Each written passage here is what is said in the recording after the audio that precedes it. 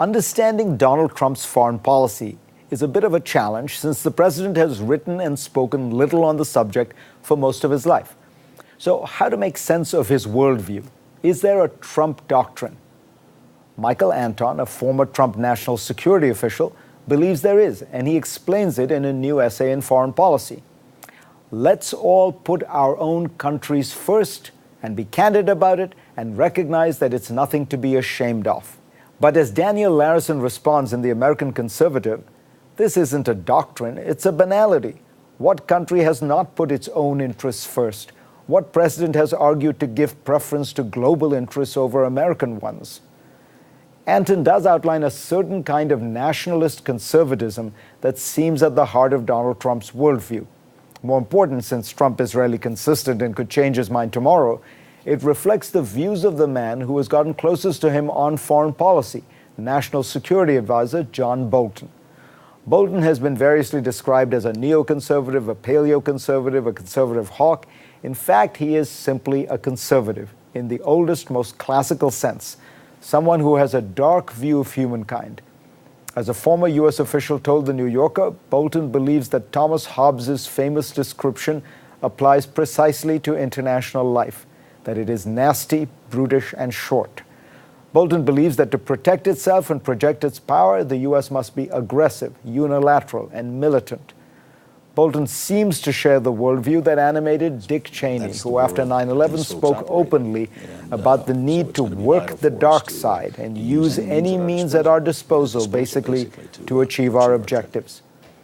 There are some in the foreign policy establishment who believe that a revanchist Russia poses a grave threat to America.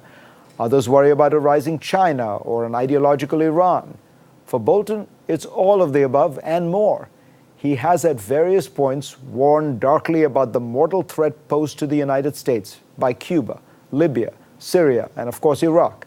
A longtime fan of regime change, he recently labeled Cuba, Venezuela, and Nicaragua a triangle of terror and said the U.S. looks forward to watching each corner of the triangle fall. It seems he wants them to fall, though, not to usher in an era of democracy, but because they resist American power and influence. The Monroe Doctrine is alive and well, Bolton said to The New Yorker's Dexter Filkins. It's our hemisphere. Now, this kind of conservatism believes that national interests are worth pursuing, not because they are virtuous about democracy or freedom, but because they are ours. This view originates in a kind of cultural chauvinism that can easily morph into racism. The more practical problem with the Cheney-Bolton worldview, though, is that it is profoundly inaccurate. The world is not nasty, brutish, and short. Life has improved immeasurably over the last 100 years. Political violence, deaths from wars, civil wars, and yes, terrorism has plummeted. And this has happened in large part because human beings also have the genes to cooperate, to compete peacefully, and to weigh the costs of war against their benefits. Bolton says that he might well invoke the Roosevelt corollary to the Monroe Doctrine, which asserts that the United States can use force unilaterally anywhere in the Western Hemisphere. If he does, what is the argument against Russia doing the same in Ukraine, China in the South China Seas, Iran in Yemen?